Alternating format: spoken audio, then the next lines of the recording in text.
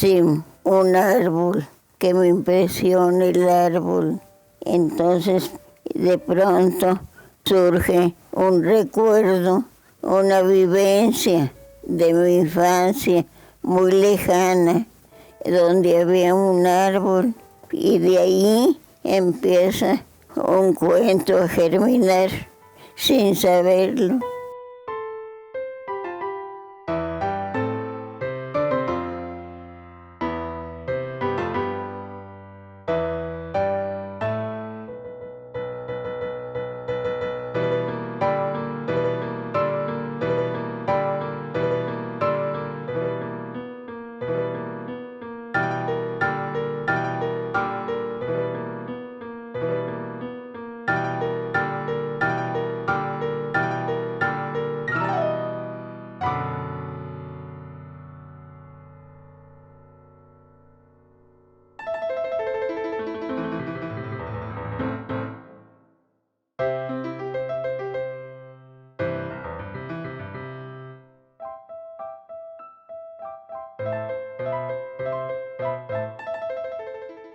Bueno, de Cortázar estuve muy cercana, fuimos muy amigos, teníamos muchos puntos de contacto, por ejemplo, los gatos, el jazz, muchas cosas de contacto.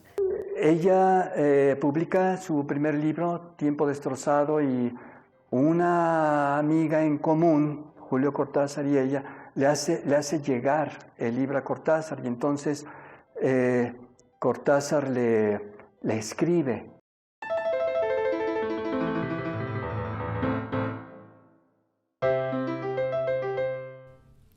A Julio Cortázar, ¿quién se lo compartió? Tiempo Destrozado, su primer libro. Se lo mandó una paisana de Julio, Emma Susana Sperati Piñero, que había sido amiga de Julio de muchos años. Luego él se fue a París, pero siguieron carteándose. Ella le mandó Tiempo Destrozado, lo cual me molestó mucho porque me pareció que era indebido a un hombre ya tan famoso como Julio mandarle el libro de una principiante. ¿Y cuál sería mi sorpresa?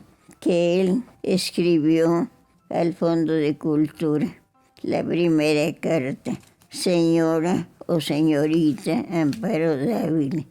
Entonces me hablaron de ahí que tenía una carta que fuera por ella. Y era la primera carta de Julio Cortázar. Y a partir de esa carta ya le respondió mi mamá y se dio una relación al principio totalmente epistolar. Y entonces él le contesta a Amparo Dávila, y Amparo Dávila se queda muy impresionado. Esta carta viene de París, del 20 de junio de 1959. Y le contesta que recibió sus cuentos, que le gustaron mucho, y le da los puntos de vista que le parecen importantes de estos cuentos, pero también las debilidades. Esto es muy importante. Que Julio Cortázar le haya escrito buscándola, pues es que es correcto, ¿no? Un autor de ese nivel buscando a un autor que todavía no es muy conocido. Después, con motivo de una exposición de mi papá en París, mi mamá fue a París y conoció personalmente a Julio y a su esposa Aurora. Por situaciones de salud también mi mamá se tuvo que quedar un poco de más tiempo en París de lo que planeaba, y la acogieron Julio y Aurora. Y ya que mi mamá se recuperó, pasearon juntos, vivió con ellos en su apartamento. Entonces sí, ya fue una amistad muy cercana, en donde siguieron con la relación epistolar, pero ya a partir de haberse conocido y de tener ya ese afecto, ¿no? Y hay varias cartas. La última que está por acá es una que se recibe ya en en París, de París del 23 de febrero del 65, y fíjate, por ejemplo, señorita Amparo Dávila es como se dirige a ella en la carta del 59, y en el 65 ya es mi querida Amparo. O sea, ya hasta se conocían, ya había ido ella a París, creo que habían convivido, ya habían recibido, ya se habían intercambiado varias cartas. O sea, fue una relación, si no cercanísima, sí, de una amistad y un reconocimiento, sobre todo de la obra de Julio Cortázar a la obra de Amparo Dávila, ¿no? Que le parecía fascinante. Te contaré el momento en el que hablamos de Julio Cortázar. Fue para mí también muy, muy emocionante porque me estaba contando cómo lo conoció, cómo le escribió, y me dice, ¿quieres leer las cartas de Julio Cortázar? Uy, pues claro que sí, ¿no? Yo me acercaba pues tímidamente a hablar con ella, y ella me dice, ¿quieres leer las cartas de Julio Cortázar? Y entonces se levantó, fue a un mueble, sacó las cartas de Julio Cortázar y las puso en mi mano, ¿no? Esto para mí era muy emocionante. Entonces me pidió que las leyera en voz alta. Entonces, pues desde sacar la carta del sobre, ¿no? Desdoblarla y leerla, todo esto fue muy, muy importante, muy emocionante para mí. El escritor uruguayo Mario Benedetti conoce a Amparo Dávila a través de la literatura, de su literatura, gracias a Cortázar, ¿no? Que se la recomienda y le consigue un ejemplar de Tiempo Destrozado para que la lea. Él lo consigna en un texto que es Cuaderno Cubano, él está en Casa de las Américas, y bueno, una estancia que hace Benedetti en Casa de las Américas en Cuba, y que se queda muy impactado, ¿no? Y hasta los años 90 más o menos sale una de las primeras crónicas que Benedetti escribe sobre la obra de Amparo Dávila, ¿no? Que era una escritora prácticamente desconocida en el Cono Sur, que afortunadamente ahora en los últimos años se ha empezado a dar, digamos, mayor difusión a su obra. Yo le pedí las cartas y me dijo no. Bueno, porque era algo muy personal, decía, y no sabía si estaría bien sacarlas, ¿no? Y ya, tiempo después, me escribió y me dijo, pues he estado pensando en que me pediste las cartas y pienso que es como muy egoísta, ¿no? Guardar nada más esto. Te voy a enviar las cartas. Yo quedé pues emocionadísimo, ¿no? Pasó tiempo, un buen tiempo, y después me llegan las cartas de Julio Cortázar. Esas cartas las publicamos en la revista Barca de Palabras. Hay 2 revistas Barca de Palabras que son homenaje a Amparo Dávila. En esta primera revista publicamos las cartas y fue algo importante, me parece, porque las publicamos con la firma de Julio Cortázar. O sea, como ella me las había entregado, así salieron. Algunas cartas tienen corrección, están escritas a máquina, la máquina de Julio Cortázar, y tienen correcciones así a mano, hechas por Julio Cortázar. Él me asociaba a mí con Poe, el cual yo no había leído. Entonces se lo confesé que no había leído a Poe porque siempre me afectaba terriblemente la lectura de Poe, que es tan fuerte, que entonces me enfermaba yo. Tal vez la presencia de Allan Poe, pero no directamente. Ahora que se le veía a ella como la Allan Poe latinoamericana, pues es muy bonito, es muy bonito, ¿no? Porque hablar de Allan Poe, pues, es de primera línea, ¿no? Y que se compare a ella con él y se le diga la Allan Poe latinoamericana, pues es ponerla en ese lugar que se lo merece. Pero yo creo que falta tiempo para que la obra de Amparo Dávila pueda tener este lugar, ¿no? Que lo va a tener, yo creo que sí. Entonces no es que Julio Cortázar, desde mi punto de vista, haya influenciado sus cuentos. Yo creo que Amparo Dávila, ella no necesitaba que nadie la influenciara, ella no necesitaba copiar, ni repetir, ni servirse de nadie. Ella tenía su propio mundo. La literatura de Amparo Dávila es muy original, es muy distinta a todo lo demás. Somos nosotros, los lectores, los críticos, los que por nuestro oficio hacemos conexiones, ¿no? Decimos, pues este cuento me recuerda, me remite a Kafka, ¿no? O me recuerdan los mundos de Edgar Allan Poe. O hay personas, hay críticos que dicen que el huésped, si mal no recuerdo, asocian creo que el huésped con Casa Tomada de Julio Cortázar. No recuerdo con cuál. Bueno, que para mí es totalmente arbitrario, ¿no? A mí no me recuerda para nada. La cuentística de Julio Cortázar es tan distinta a Amparo Dávila, desde mi percepción, que yo no los relaciono. Entonces él me dijo, te voy a regalar una traducción que había hecho él con su actual esposa, Aurora Bernardes, cuando se casaron. Hicieron una traducción de Edgar Allan Poe. Yo creo que un poco para jóvenes. ¿Y le gustó?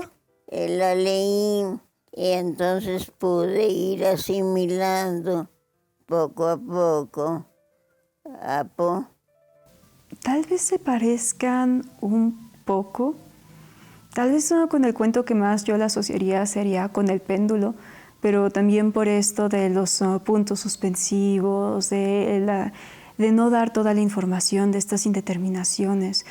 Pero creo que compararla tanto con Poe no le hace justicia, porque el estilo de Amparo Dávila, si bien nos remite a Poe por esta cuestión del terror, creo que es un estilo muy único, es un estilo muy especial, que no se van a poder comparar a ambos autores, porque para empezar ambos autores hablan distintos idiomas, tienen entonces distintas conceptualizaciones del mundo. Cada lenguaje es una forma de observar el mundo y desde ahí partimos de dos formas distintas de ver el mundo.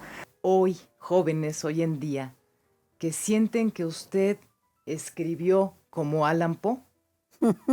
Pues no, desde luego que no. Allan Poe es un genial escritor y no.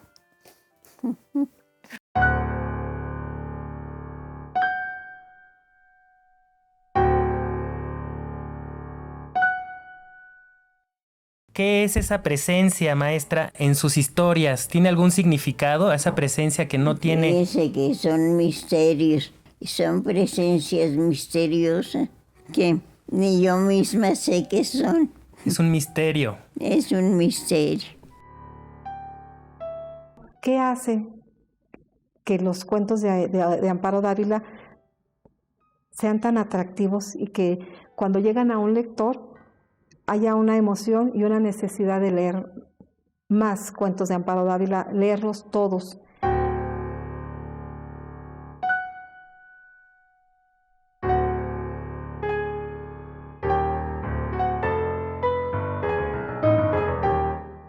Yo consideraría que dada la estructura, Amparo yo creo que es una de las mejores cuentistas de Latinoamérica. La estructura del cuento, los relatos cortos que no son fáciles, hacer un cuento podría parecer que es algo sencillo, es algo sumamente difícil, la estructura del cuento. Entonces, ¿qué hace Amparo Dávila en sus cuentos? Que esa misma vivencia no la conocemos. Nosotros no sabemos qué son esas cosas que se están cocinando en alta cocina. No sabemos a ciencia cierta qué es el huésped. No conocemos qué es lo que le mueve o qué es lo tan aterrador, incluso ya al final de la señorita Julia. tiene esa parte borrada. Eso fue lo que me llamó a mí mucho la atención. Alta cocina. No vamos a saber, podemos imaginar. Yo alguna vez le pregunté a Amparo qué era la cena favorita de los domingos o de días de fiesta, el platillo favorito. Y entonces pues ella nunca lo dijo. Le digo, Amparo, ¿y son caracoles, Amparo? Pues, ¿qué será? Y le daba risa, pero no lo dijo. Con el misterio del texto, ¿no? Yo creo que esa es la clave para entender a veces los cuentos de Dávila, ¿no? Hay un misterio que no necesariamente tiene que ser resuelto, ¿no? Sino que lo que disfrutamos es el trayecto mismo, la construcción misma de ese misterio. O ese ser que no sabemos quién es, que aparece en el huésped, pues sabemos que es un ser vivo, entonces, pero no sabemos qué es, nunca lo vamos a saber. O Gaspar y Moisés, estos dos seres que además están muy humanos, son muy humanizados porque lloran, están tristes, son realmente acciones humanas, pero tampoco sabemos. Entonces, esa es parte de lo que sucede en la obra de Amparo Dávila, por eso es realmente la maestra de lo ambiguo, de lo siniestro. Y yo pienso que Amparo es desde luego, quizás la mejor cuentista de México de su época y de las mejores cuentistas de América Latina. El hecho de que ella no haya buscado la publicación de su obra, sino que es a ella a quien le piden su obra para publicarla. Y no era cualquier editorial o un editorial menor, era el Fondo de Cultura Económica. A nadie le sucede esto, ¿no? O bueno, solo Amparo, ¿no?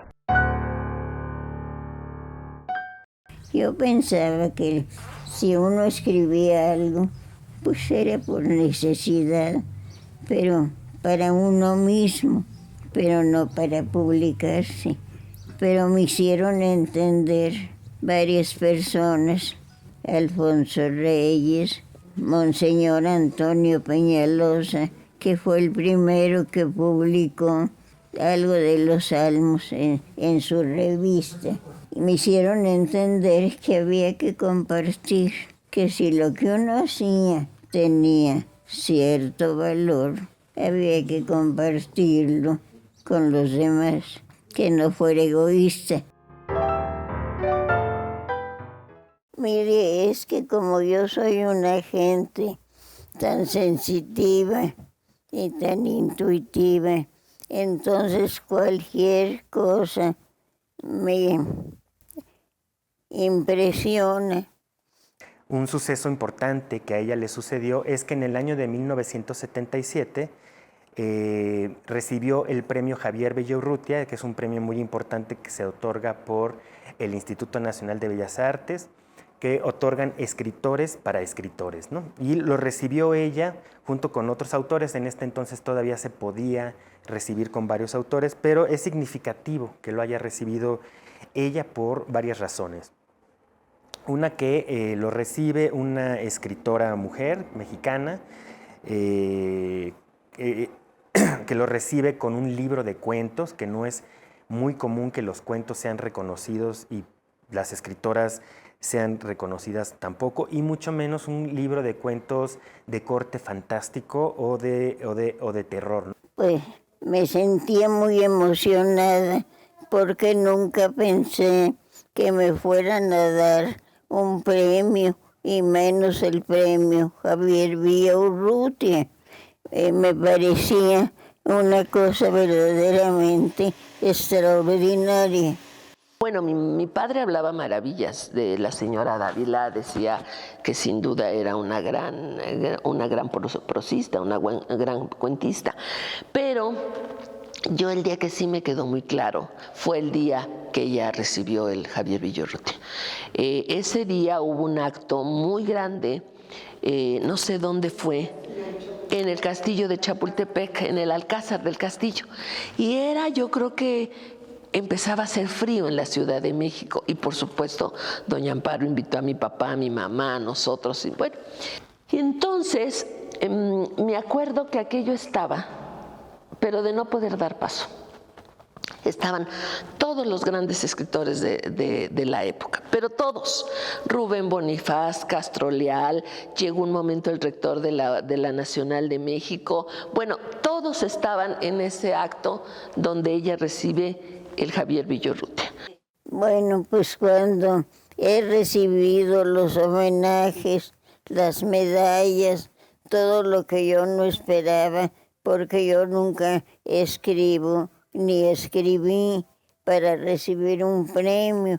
Entonces eso me ha llegado como caído del cielo, como cae la lotería, ¿sí? Como loterías. Y me ha sido una gran sorpresa cuando me dicen, ay, que te sacaste la medalla de oro. ¡Qué barbaridad! Pues nunca pensé en llegar a la medalla de oro.